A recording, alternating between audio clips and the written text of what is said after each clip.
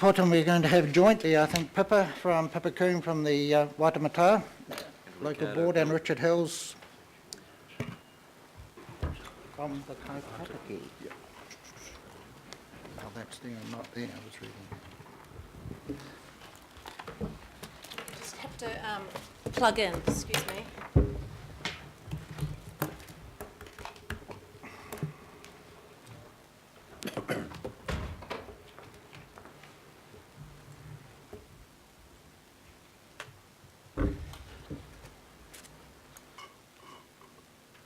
Ngā mihi nui kia koutou katoa, tēnā koe Mr Chair, tēnā koe Mr Mayor.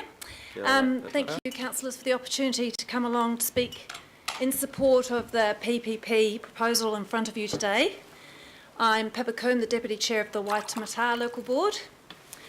And I was going to be, Shale Chambers gives his apologies, unfortunately he has to go somewhere else, but he very much wanted to be here speaking as well. And I'm joined by Richard Hill from the Kaipataki Local Board. Mr Chair, we just wanted to confirm that we are two separate presentations, so we would like our individual local board speaking time. Naturally. Okay, thank you. 6 minutes in total. No, it's a joke. 10 minutes. I don't want to steal Richard's time, that's Yep, all. Just that's wanted right. to No, confirm 10 that.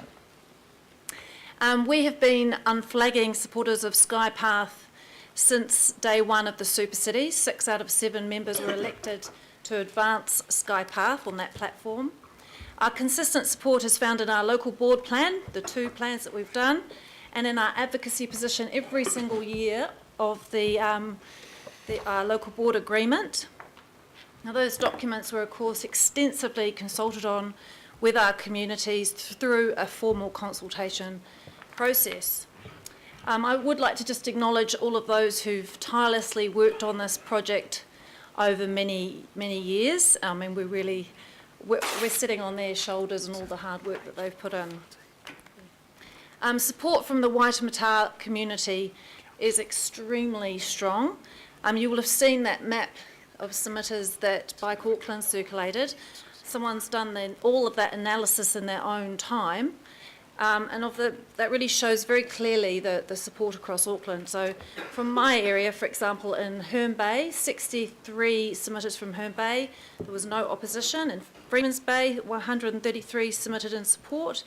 In Herne Bay, there was only 1 household in opposition. I think across the whole of Waitemata, there were only 7 in opposition. And this is separate from the Generation Zero analysis. So this is those who submitted individually on the RMA process. From the long-term plan consultation, there were 558 submitters who specifically mentioned SkyPath as a project with 485 in support. And I'm sure you're all aware, I mean, Barb had the Auckland cycling count. That also refers to the LTP consultation, where cycling was the 2nd most mentioned area in need of transport focus, and you've got the graph there. I do recommend having a look at that document. The St Mary's Bay Association have issued a statement of position on SkyPath. They refuse to be drawn into the environmental court challenge, and they note that they agree in principle to walking and cycling connection. They note that there are technical and viability concerns, but they also note that those technical issues can be resolved through the NZTA licence to use process, and they've also raised and the concerns that the NRA have raised about Council's ability to fund the project, they say is something that's best left with Council. So just in terms of just highlighting some of the benefits to the Waitemata community, improved transport options to the North Shore, less congestion, less impact on the environment, improved health and well-being for our communities, improved strengthened local economy.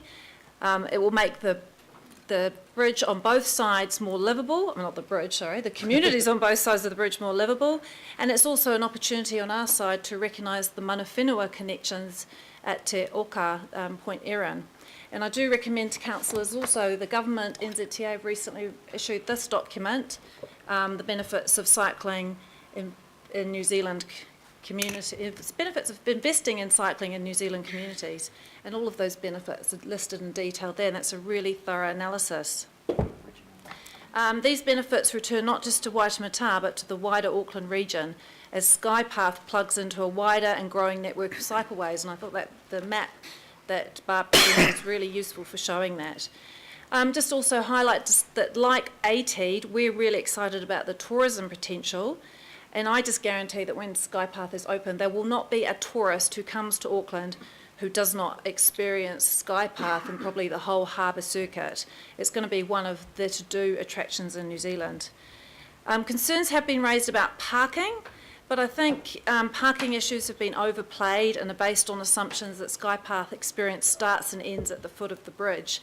And Skypath is a missing connection of a much wider and growing network.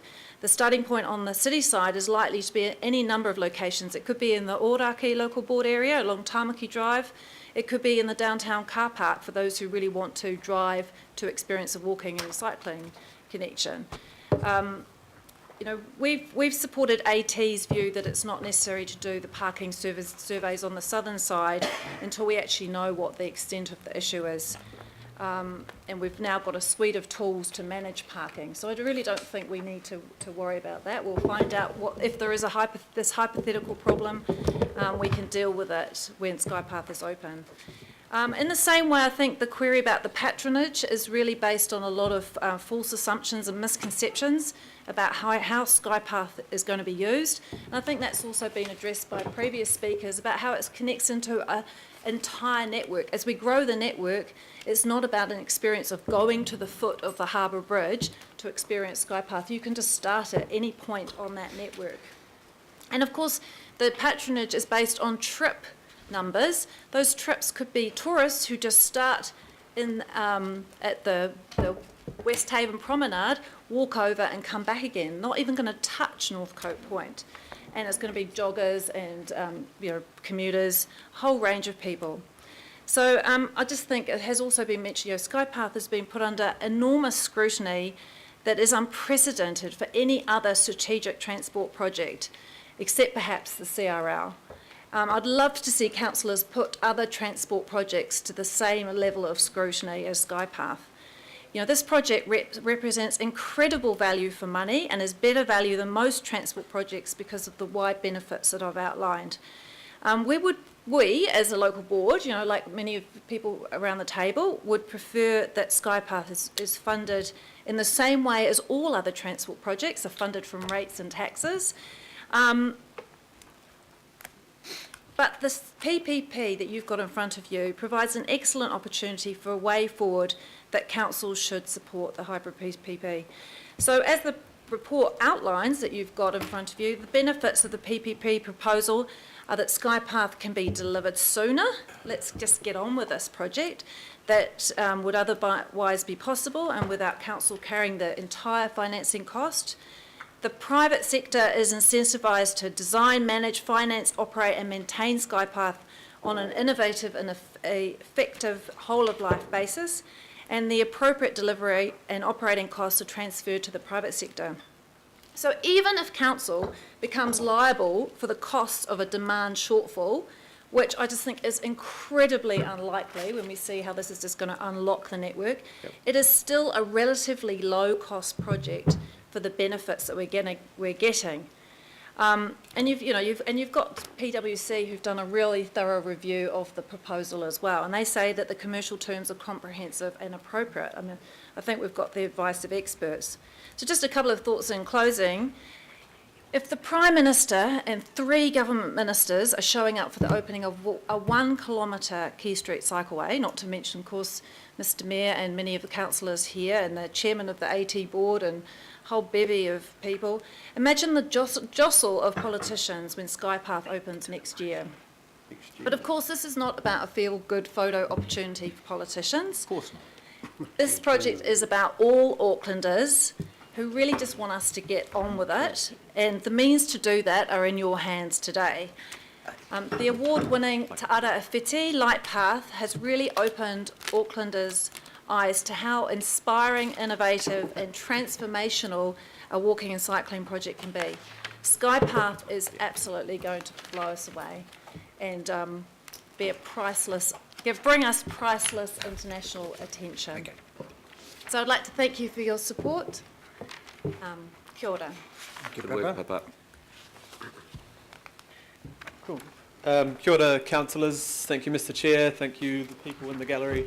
And thank you for everyone who's worked on this project on all sides so far. It feels like a long road or long lane, I guess. The Kaipātiki Local Board, which is on the northern side of the Sky Path, or proposed Sky Path, we're the collection of suburbs on the west of the motorway, up to Upper Harbour, or up to Sunset Road there. Our board has supported walking and cycling across the bridge for a long time. It is in our local board plan. We have a lot of people in our community supporting Skypath. Obviously there is some people opposed as well, but the majority of people in Northcote Point are for, according to submissions, they support the Skypath. In Northcote General, apart from the Northcote Point, which also the NRA boundaries are, there's 223 submissions in support and 27 that oppose. And Birkenhead, which is the next suburb over, is 309 in support and 29 opposed. And then there's hundreds and hundreds of other submissions in favour of Skypath across Kaipātiki. So when we talk about support, we have to talk about the figures that we officially have, and those are the figures that we officially have knowledge of. We have had a lot of public meetings. We've met with residents under the bridge. We were a part of a steering group years ago with the residents' associations and others, trying to get and flesh out some of those ideas and issues. I think there are issues to mitigate, but I think it's on us to speak on behalf and work on behalf of the people that are in favour also. I think in total of the submissions, I think it ends up being about 1% of submissions are opposed, which I think is pretty outstanding for any project that I've seen in my 6 years on the local board.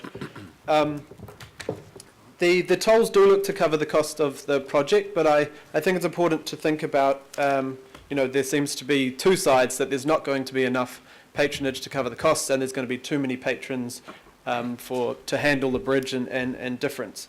And some of those views are coming from the same people.